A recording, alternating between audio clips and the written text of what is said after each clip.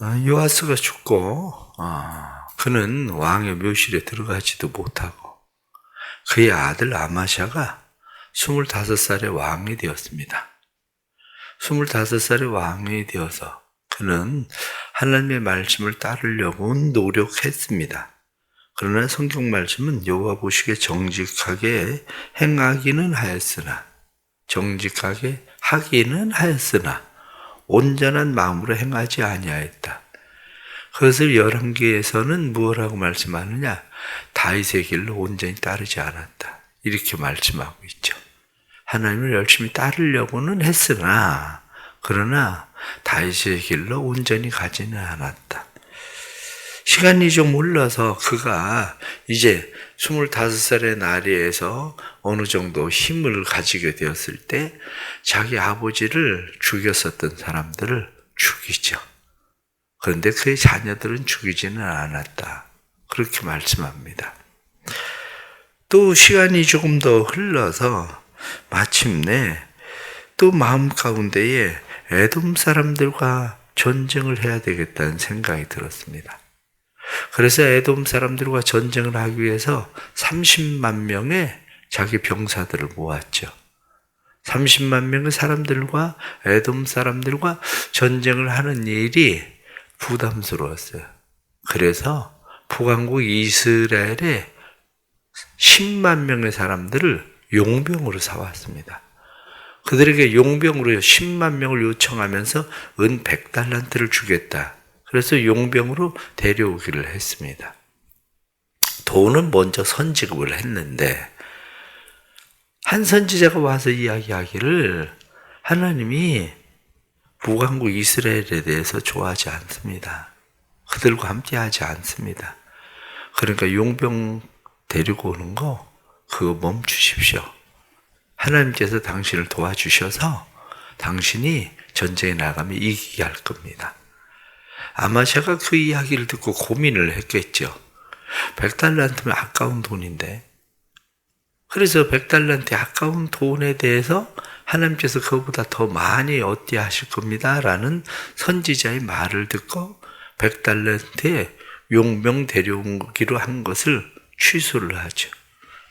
그랬으면 돈을 돌려줬어야 되는데 돈을 돌려준 게 아니라 오히려 이 사람들이 전쟁에 나갔을 때에 오히려 이 사람들이 유다를 친 거예요.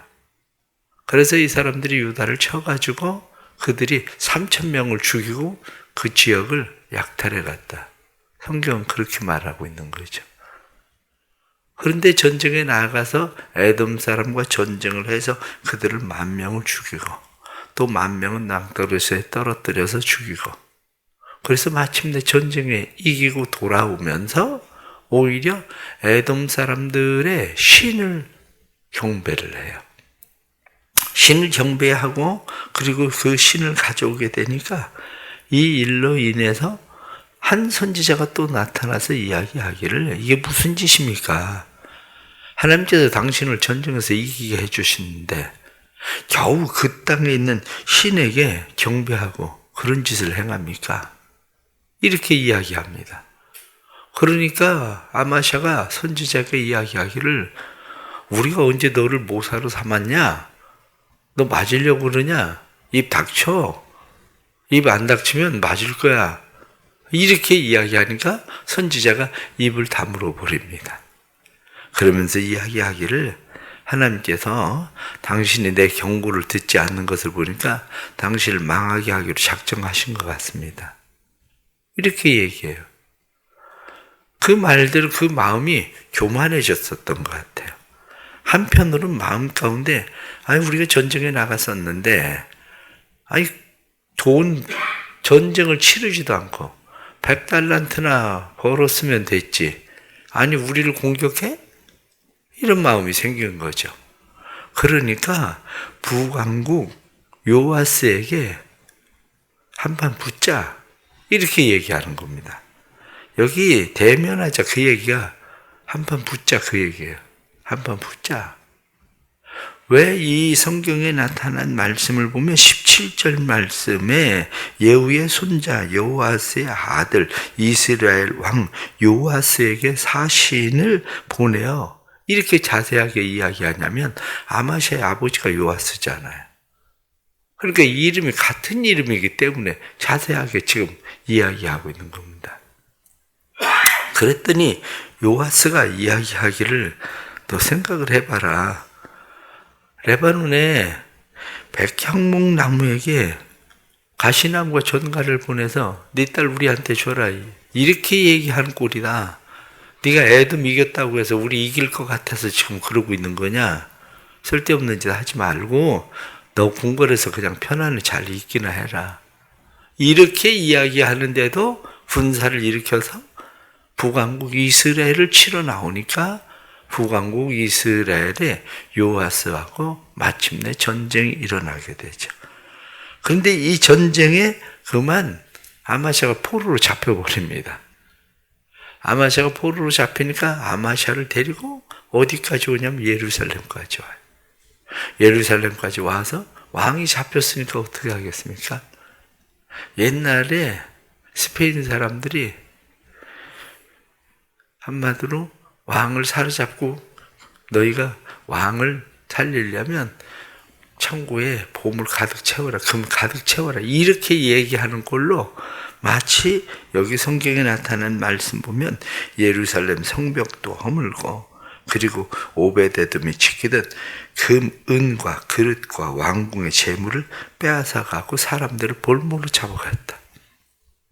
그래서 모든 거 다 뺏기고 결국에는 그렇게 지냈다는 거죠.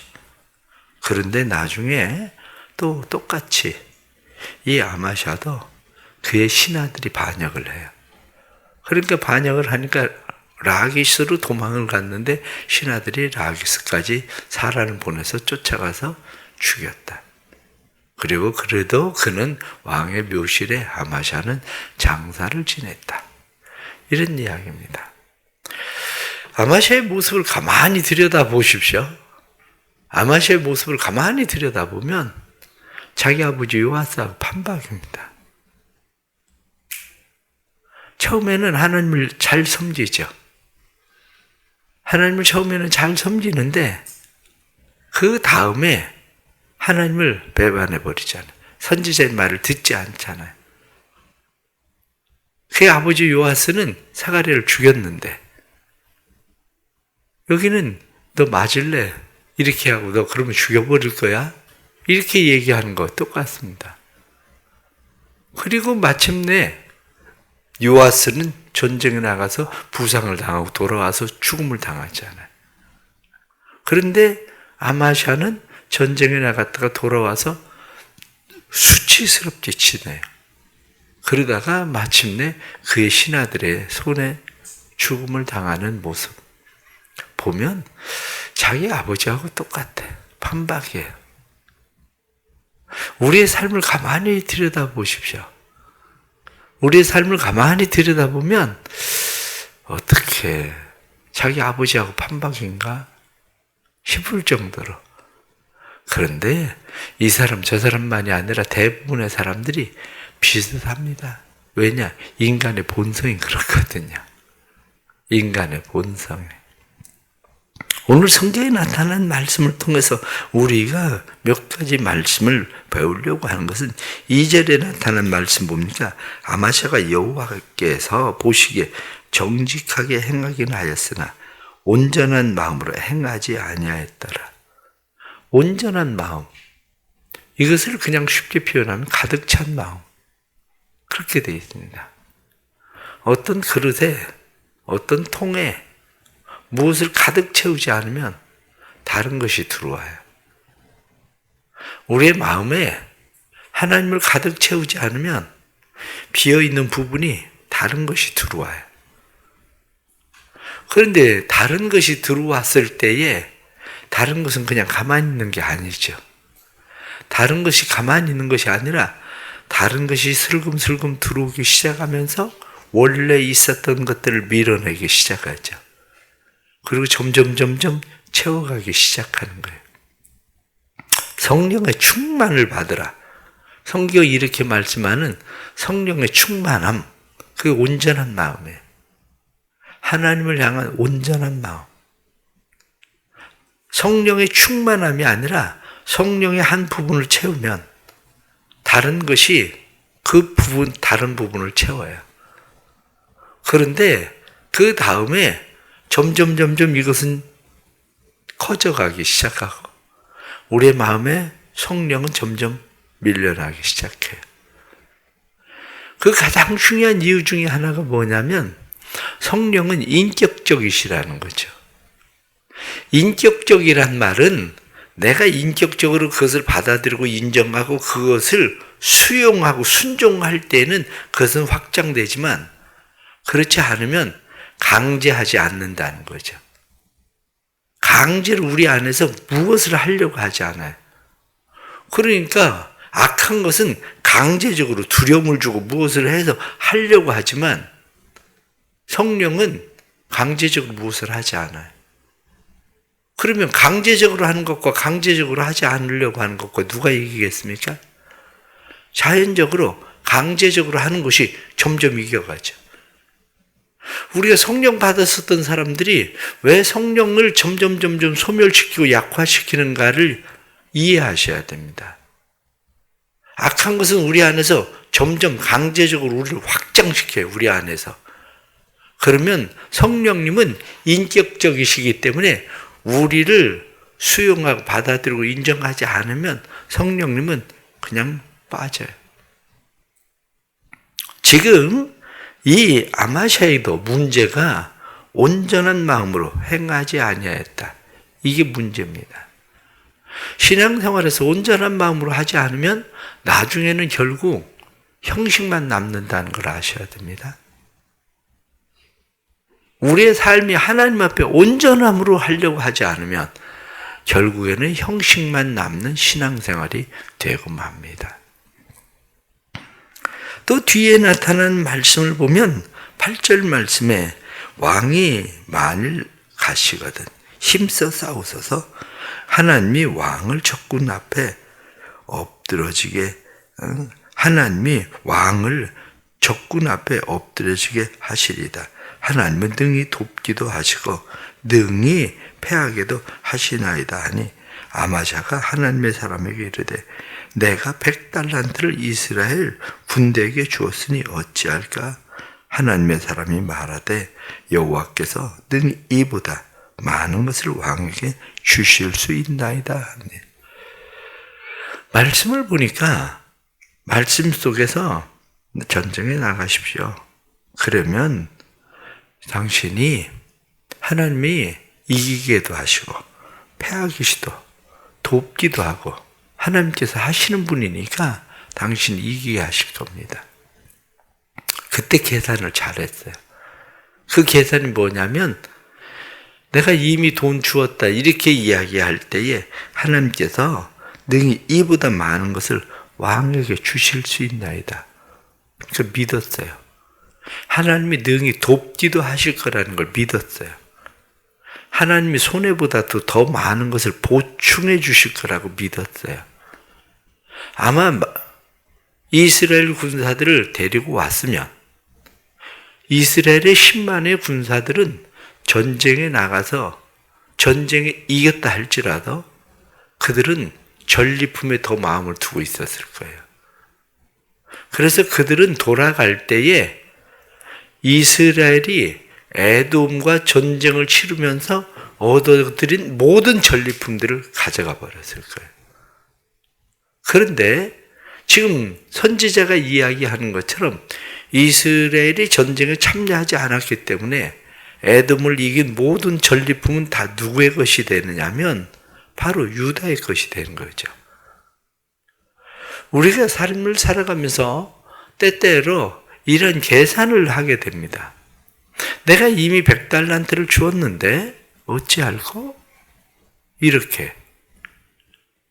그런데 하나님께서는 우리가 믿음으로 하나님 앞에 순종할 때에 그보다 더 많은 것을 하나님께서 우리에게 주실 수 있는 분이라는 것도 믿어야 됩니다. 말씀에 나타나는 것처럼 하나님은 능히 돕기도 하시고 하나님이 이기게 하시는 분이 바로 하나님이시다. 그 믿음이에요. 결국 성경은 우리에게 뭐라고 말씀합니까? 우리가 가지고 있는 이성적 지혜로의 판단이 아니라 전적으로 하나님의 말씀에 순종하려고 하는 삶의 자세예요. 하나님의 말씀에 순종하려고 하는 삶의 자세가 우리에게 필요한 거지, 이성적인 계산이나 판단을 가지고 무엇을 하는 게 그렇게 중요하지 않습니다. 왜냐? 그 모든 것은 다 하나님의 손에 있다고 성경은 말씀하고 있는 거죠. 그렇습니다. 늘 순종하려고 하는 태도를 가지십시오. 어떤 일들이 있을 때 이성적 판단 중요할 수도 있죠. 그러나 그보다 더 중요한 것은 하나님의 말씀에 순종하는 삶이에요. 하나님의 말씀에 순종하는 삶은 결코 손해보지 않습니다. 그 이유는 하나님은 우리를 잘되게 하시려고 하시는 하나님이시기 때문이죠. 그래서 예레미야 선지자에게도 말하기를 우리가 여호와께 순종하면 복이 있으리라. 성경이 이렇게 말씀한 것처럼 여호와께 순종하면 복이 있다는 사실에 대한 믿음입니다. 또 말씀을 보니까 그들이 전쟁을 마치고 돌아오면서 세상 말로 회개한 일을 하고, 오늘 14절 말씀 보면 아마샤가 에돔 사람을 죽이고 돌아올 때에 세일 자손의 신들을 가져와서 자기의 신으로 세우고 그것들 앞에 경배하며 분향한지라. 이게 얼마나 회개한 짓입니까? 돌아와서 그가 오히려 세일의 신을 가져다가 자기의 신으로 세우고 경배하고 분향했다. 결코 회개하지 않습니다. 왜 결코 회개하지 않느냐면, 사람들은 내가 병에 들었을 때 질병에서부터 노임받기를 기도합니다.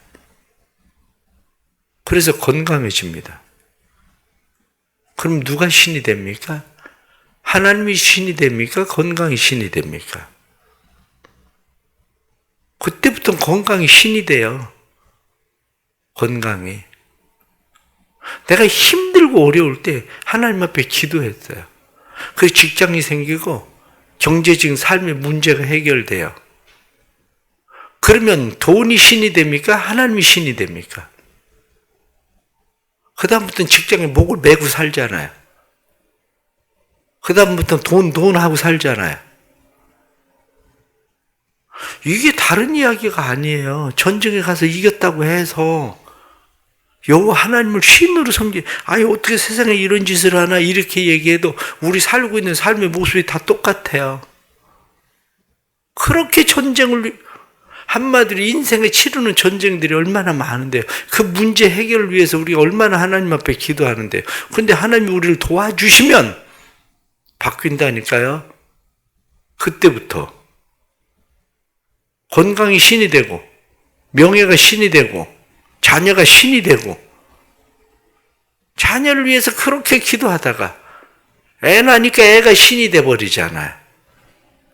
이게 뭐 아마샤하고 틀린 게 뭐고 다른 게 뭐가 있습니까? 아마샤하고 똑같은 짓을 하고 있는 거예요, 우리도. 그러면서 아마샤를 보면 어떻게 저렇게 해괴한 짓을 할까? 이렇게 생각하는 것 뿐이지. 그런데 성경은 말씀하기를 당신 그게 무슨 짓입니까? 그렇게 이야기할 때 말을 듣는 사람은 또 얼마나 있습니까? 오히려 아마샤가 너 입 닥쳐, 너 맞을래? 너 죽을래? 이렇게 이야기하던 것처럼 목사가 그런 설교 해보세요. 지금같이 제가 얘기하는 설교 해보세요. 시험 들어 그 다음부터는 교회를 아예 안 나온다니까요. 다를 게 없습니다. 우린 똑같아요. 아마샤하고 전혀 다르지 않아요. 그렇게 되니까 결국에는 성경이 어떻게 이야기합니까? 성경에 나타난 말씀을 보면 이 일에 대해서 하나님이 뭐라고 말씀을 하시느냐?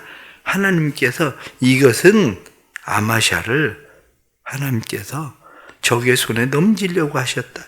20절 말씀 보니까 아마샤가 듣지 아니하였으니 이는 하나님께로 말미암은 것이니라. 그들이 에돔 신에게 구하였으므로 그 대적의 손에 넘기려 하심이더라. 그렇게 해서 잘 되는 게 아니라 대적의 손에 넘어간다는 거죠. 그리고 전쟁의 포로가 돼서 수치스럽게 왕이 살고 결국에는 죽음을 당하게 되는 거죠. 오늘 주시는 말씀을 보면서 제가 오늘 판박이라고 말씀을 드렸죠. 그 아버지와 판박이. 우리가 다 그래요. 판박이 같아. 다른 사람들의 삶을 가만히 들여다보면 그들의 삶이나 내 삶이나 판박이 같이 똑같이 닮아가고 있어요.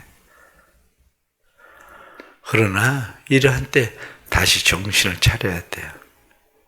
정신을 차려야 되는 일 중에 중요한 것이 마음에 걸림이 되는 소리가 들리거든 겸손하십시오.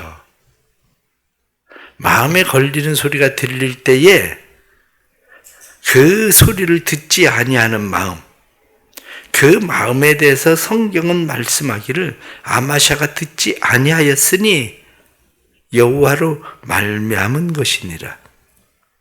여호와로 말미암은 것, 여호와께서 교만한 마음을 내버려 두셨다는 거예요. 그러니까 망했다는 거예요. 하나님 앞에 겸손하십시오. 마음에 걸림이 되는 소리가 들리거든, 설교가 들리거든, 시험 들지 말고 겸손하게 엎드리세요. 그게 사는 방법입니다. 그렇지 않으면 망하는 거예요. 그렇지 않으면. 그래서 오늘 주시는 이런 말씀들을 통해서 우리가 하나님 앞에 우리를 다시 더 잘 세우고 판박이 같은 그런 삶이 아니라 하나님을 잘 경외하는 믿음으로 우리를 세워갈 수 있게 되길 바랍니다. 기도하겠습니다. 하나님 아버지, 참 어리석습니다. 너무 어리석어서 어떻게 아버지가 행하던 일과 똑같이 그렇게 행하나 싶은데 우리의 인생도 그러합니다. 우리가 하나님을 의지하고 하나님을 신뢰하고 구하다가 하나님의 도우심과 은혜를 입고 나면 우리는 오히려 하나님을 배반하는 어리석은 사람들입니다. 때로는 돈이나 명예나 건강이나 자녀나 세상의 직장이나 구하는 것들 많아서 하나님 앞에 구하는데 오히려 그것을 얻을 때에 온전한 마음으로 하나님을 쫓지 않아서 그것이 우리의 마음에 밀려 들어오고 나면 도리어 그것이 우리의 신들이 되어버리는 경우를 많이 만납니다. 그럴 때 정신을 차리게 해 주옵소서. 하나님의 음성이 들려지게 해주시고 하나님의 음성이 들려질 때 교만하지 않게 해주시고 하나님의 음성이 들려질 때 하나님 앞에 겸손함으로 다시 엎드릴 줄 아는 믿음 되게 해 주옵소서. 사랑하는 온 성도들의 마음에 부드러운 마음을 주시고 새 마음을 주옵소서. 여호와께 복종하면 순종하면 복이 있으리라 성경이 말씀한 대로 하나님 앞에 순종하는 믿음의 삶을 통해 복 있는 삶이 되도록 도와주옵소서. 사랑하는 교회가 주의 은혜로 날마다 분케 하시고 올해는 100명 이상의 새 가족들을 보내주시고 또 세워주시는 한능존직 피택자들에게 은혜를 주셔서 이들이 말씀으로 잘 세워지는 말씀의 사람들이 되도록 도와주옵소서. 오늘도 성령으로 충만하게 하시고 성령의 은혜와 능력으로 우리를 새롭게 하시는 하나님의 은혜를 보게 해 주옵소서. 예수님의 이름 받들어 기도드리옵나이다. 아멘.